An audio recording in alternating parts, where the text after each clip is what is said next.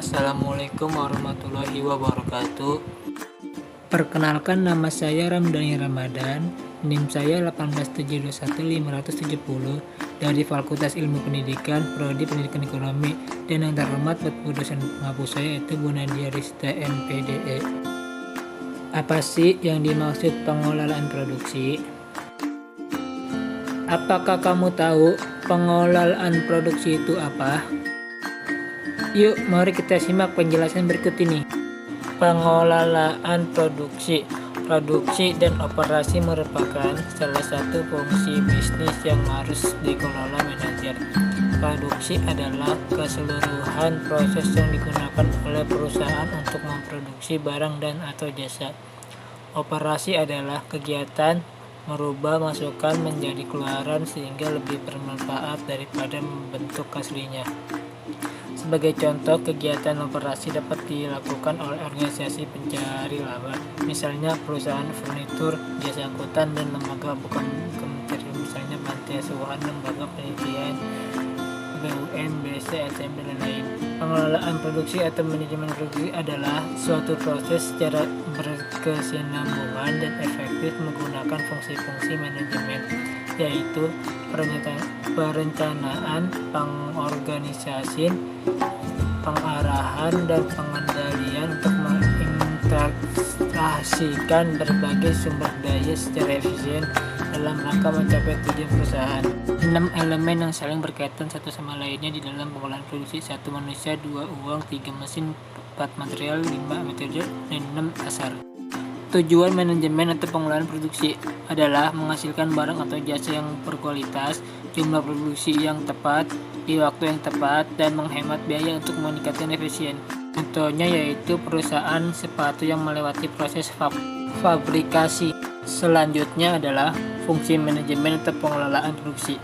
Yang pertama, memilih produk dan desain. Maksudnya adalah fungsi awal dari manajemen ini adalah memilih produk yang tepat untuk dipasarkan. Desain yang akan dipilih harus sesuai dengan kebutuhan konsumen dan memberikan nilai yang maksimum. Yang kedua yaitu memilih proses produksi. Maksudnya, perusahaan atau organisasi yang akan mengolah produk harus menentukan jenis teknologi apa yang akan mereka gunakan, tahapan proses produksi, hingga penanganan material.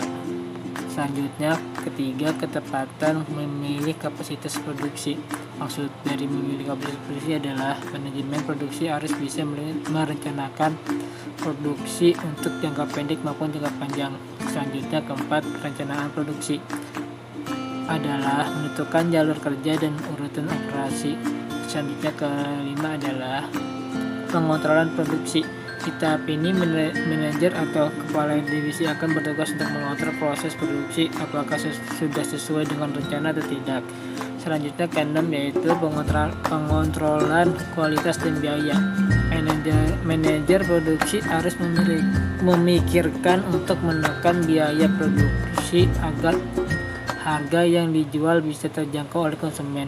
Selanjutnya, 7, pengendalikan barang persediaan. Maksudnya, fungsi ini bertugas yaitu sebagai pengendalian barang persediaan.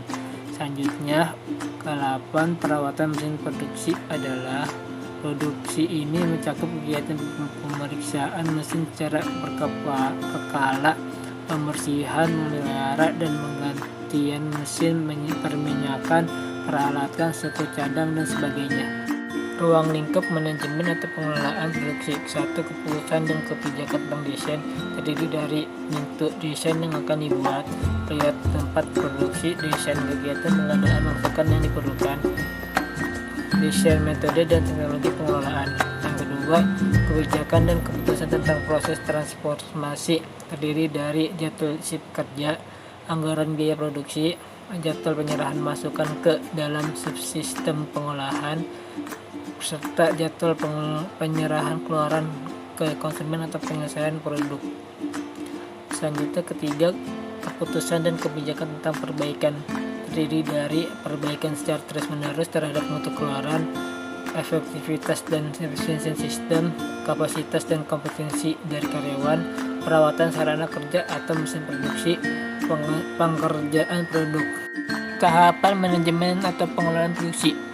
Pertama, perencanaan terdiri dari jenis barang apa yang akan diproduksi, kualitas barang, jumlah barang produksi, bahan baku, dan pengendalian produksi.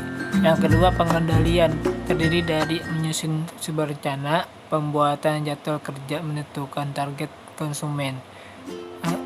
Selanjutnya, ketiga, pengawasan terdiri dari menetapkan kualitas produk, menetapkan standar produk, dan melakukan produksi secara tepat waktu.